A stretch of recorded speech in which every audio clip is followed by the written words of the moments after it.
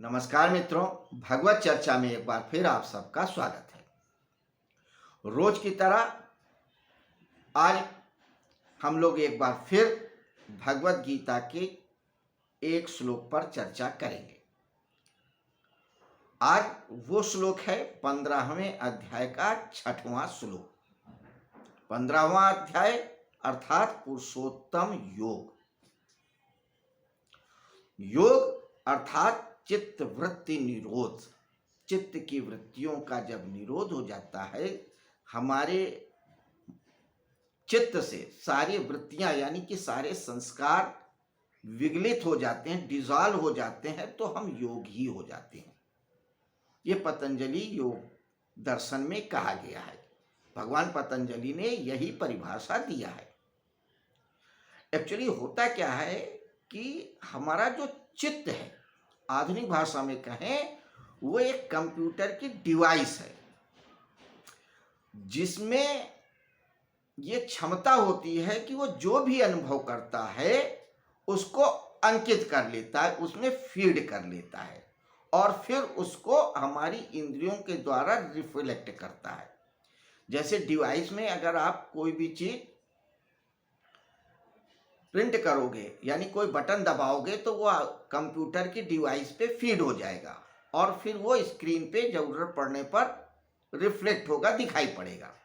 ऐसे ही हमारी चित्त की डिवाइस में हर संस्कार फीड हो जाता है। जो भी कर्म करते हैं, चाहे सोचने का, विचारने का, कार्य का, कुछ भी, वो फीड हो जाता है और वही जो कर्म या भाव फीड हो जाता है वही हमको अनुभव में आता है ज्ञान इंद्रियों के द्वारा।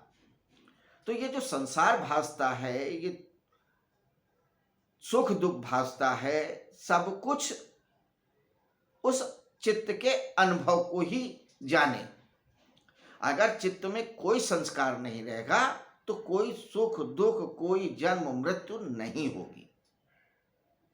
तो संस्कारों का जो उसमें अंकन है उसको खत्म कर देना। तो चित्त की वृत्तियों को यानी चित्त में जो संस्कार पड़े हैं वृत्तियां रूपी, उनको हटा देना ही योग है। ये पतंजलि योग दर्शन के अनुसार परिभाषा है। दूसरी परिभाषा योग की ये कहती है कि जब आत्मा परमात्मा में विलीन हो जाए। तीसरा सिद्धांत ये कहता है कि हम योग हैं ही हैं। जो आत्मा है वो परमात्मा का एक छोटा सा अंश है। आत्मा परमात्मा अलग नहीं है। सिर्फ अविद्या के कारण हमने जान लिया कि हम अलग हैं। जिस दिन ये व्यक्ति जान लेगा वही योग में स्थित है, ऐसा अनुभव कर लेगा और वही योगी है। तो अपनी अपनी तरह से अपनी अपनी परिभाषाएं कहीं अपने अपने अनुभव के अनुसार, तो जो जिस तरह से अनुभव करता है वो उसी प्रकार का मार्ग बताता चला गया। तो जो सारे मार्ग हैं उनको अगर हम कैटेगराइज करके जानना चाहें तो 3 प्रकार के हैं: भक्ति का मार्ग, ज्ञान का मार्ग और योग का मार्ग। भगवत गीता में इन तीनों मार्गों की चर्चा की गई है, ज्ञान की भी, भक्ति की और योग की भी। किसी भी मार्ग से आप जा सकते हो। अभी हम लोगों ने कल जो श्लोक लिया था 5वां 15वें अध्याय का, उसमें इन तीनों मार्गों के बारे में बताया गया है। ये उसकी एक विशिष्टता है।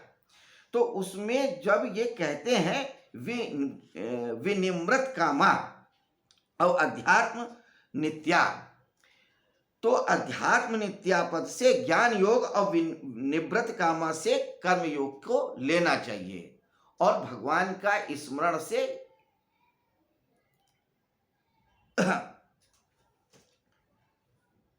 भगवान के स्मरण से भक्ति योग और निवृत्त कामा से कर्म योग और अध्यात्म नित्या से ज्ञान योग को जानना चाहिए। तो भक्ति योग, ज्ञान योग, कर्म योग, तीनों मार्गों को मिला करके ये सूत्र कहा, यानी कि 15वें अध्याय का 5वां श्लोक। और ये 5वां श्लोक क्या है? उस उदाहरण की या उस दृष्टांत की सारभूत बात है, जिस दृष्टांत को लेकर के भगवान श्री कृष्ण इस अध्याय की शुरुआत करते हैं, जिसमें उन्होंने कहा कि ये संसार एक उल्टे वृक्ष की तरह है, जिसकी जड़ें ऊपर हैं और शाखाएं नीचे हैं।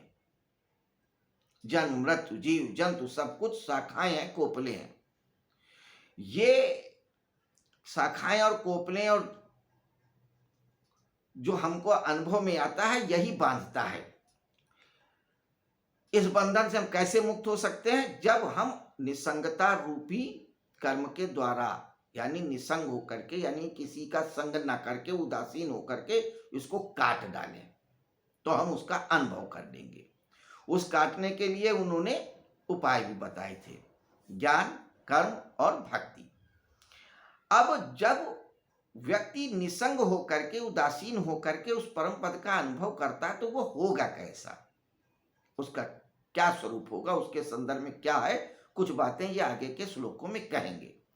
तो आइए हम आज छठा श्लोक देखते हैं। छठा श्लोक क्या कहता है?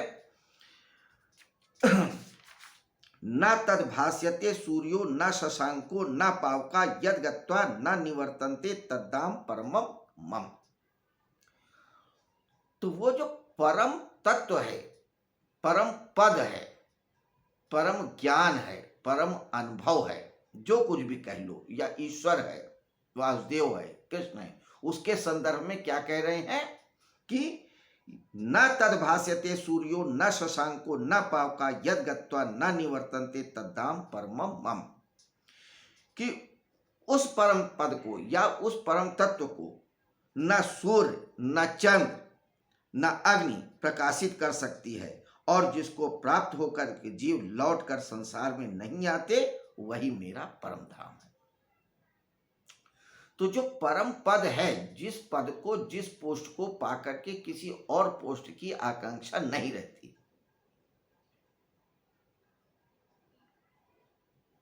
वह स्थिति जिस स्थिति के बाद फिर और ऊपर जाना नहीं है, वही परम संतुष्टि है। तो जो वो पद है, उस पद को, उस पोस्ट को, उस जगह को कोई सूर्य प्रकाशित नहीं कर सकता।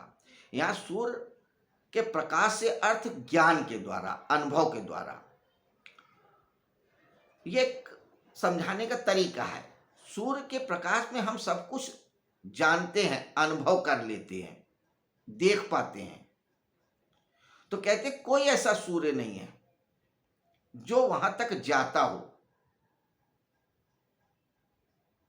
अगर हम भौतिक रूप से जानना चाहें कि चलो सूर्य के द्वारा हम जान लें, हम चलते चले जाएं, चलते चले जाएं, सूर्य और महासूर्य को पार करते जाएं, तो हम उस ईश्वर के पद तक पहुंच लेंगे जो ऊपर है। तो नहीं पहुंच सकते। और ना सूरज, क्या सूरज की किरणें नहीं पहुंच सकती, कोई प्रकाश नहीं पहुंच सकता, चंद्रमा की किरणें भी नहीं पहुंच सकती, अग्नि भी नहीं पहुंच सकता। कहने का मतलब कि प्रकाश देने वाले जितने भी पदार्थ हैं या तत्व हैं, सूर्य हो, चंद्र हो, अग्नि हो, कुछ भी हो, वो नहीं पहुंच सकता। ज्ञान भी नहीं पहुंचता, बुद्धि नहीं पहुंचती, मन भी नहीं पहुंचता, चित्त नहीं पहुंचता। वो सिर्फ ईश्वर की जब कृपा होती है तो ही अनुभव में आता है। तो कहने का तात्पर्य कि उस ईश्वर को, उस परम पद को कर्म करके नहीं पा सकते, पढ़ करके नहीं पा सकते, जा करके नहीं पा सकते, दौड़ के नहीं पा सकते, किसी रोशनी से नहीं देख सकते, क्योंकि वह परे है, परम है। सिर्फ उसको समर्पण के द्वारा अनुभव में ले सकते हैं। तो चूंकि यहाँ पे भक्ति का प्रसंग चल रहा है, इसलिए वो कह रहे हैं कि उसको हम किसी तरीके से जान नहीं सकते हैं। ईश्वर को सिर्फ और सिर्फ समर्पण से ही जाना जा सकता है, आसानी से। वैसे योग के द्वारा भी जाना जा सकता है, निष्काम कर्म योग के भी द्वारा अनुभव किया जा सकता है, लेकिन उस पद को पाने की साधारण जो विधि है वो भक्ति ही है। तो मित्रों, ये थी 15वें अध्याय के 6ठे श्लोक पे छोटी सी चर्चा, जिसमें भगवान श्री कृष्ण ने उस परम पद की एक विशेषता बताई है कि उसको हम किसी भी प्रकाश के द्वारा देख नहीं सकते। ये उसकी एक कैरेक्टरिस्टिक है। अगर कोई व्यक्ति कहता है कि हमने ईश्वर को देख लिया, तो उसका एक कहीं ना कहीं प्रक्षेपण होगा, एक उसके अंदर संस्कार होंगे, एक भाव होगा, उस रूप में ही उसने उसको समझा होगा, यही कहा जा सकता है। तभी तो तुलसीदास ने कहा है, जाकी रही भावना जैसी प्रभु देखी तीन मूरत जैसी। यानी कि ईश्वर को आप सिर्फ समर्पण से अनुभव कर सकते हैं, लेकिन देख नहीं सकते हैं। देखेंगे तो वो आपका प्रक्षेपण ही होगा, आपके संस्कार ही होंगे, आपकी आकांक्षा ही होगी, जो आप उसको उस रूप में देख पा रहे हैं। तभी तो एक ईसाई उस ईश्वर को किसी और रूप में देखता है, शंकर को मानने वाला शंकर के रूप में देखता है, राम को मानने वाला राम के रूप में देखता है, कृष्ण को मानने वाला कृष्ण के रूप में देखता है, हनुमान को मानने वाला हनुमान के रूप में देखता है, निराकार स्वरूप को मानने वाला किसी भी रूप में नहीं देखता है। तो वो सिर्फ अनुभव की बात होती है, प्रक्षेपण की बात होती है, हमारी स्मृतियों की बात होती है। वैसे अगर सत्य कहा जाए तो वो अनुभव में आता ही नहीं, किसी भी प्रकार से, आंख कान नाक मुंह बुद्धि किसी के द्वारा नहीं, सिर्फ उसको प्राप्त करके महसूसा जा सकता है। बस ज्यादा ज्यादा इतना ही कहा जा सकता है, और यही बात वो बताने की कोशिश कर रहे हैं या बता रहे हैं भगवान श्री कृष्ण। तो 6ठे 7वें 8वें और आगे के श्लोकों में उस परम पद को, इस परम अनुभव को बता रहे हैं, समझाने की कोशिश कर रहे हैं कि वो कैसा होता होगा या उसकी क्या विशेषताएं हैं। तो कल फिर हम मिलते हैं नए श्लोक पे चर्चा करने के लिए, इसी 15वें अध्याय की। तो 15वां अध्याय कौन सा है? पुरुषोत्तम योग। इसमें 20 श्लोक हैं, 6 श्लोकों तक हमने चर्चा किया। ये बातें हम लोग रोज रोज पढ़ेंगे, जानेंगे, समझेंगे, ताकि हमारी स्मरण में रहे और हमें भी अनुभव हो सके कि हाँ, हम लोग सनातन धर्म की पुस्तक, जिसको हम बहुत आदर देते हैं, सम्मान देते हैं, हम ही नहीं पूरी दुनिया देती, पूरा संसार देता, उसके बारे में भी कुछ जानते हैं। और अगर हम उसका अनुभव भी कर लें, उससे बेहतर कौन सी बात होती है। खैर, एक बार फिर हम आपसे विदा लेना चाहेंगे। नमस्कार, शुभ रात्रि।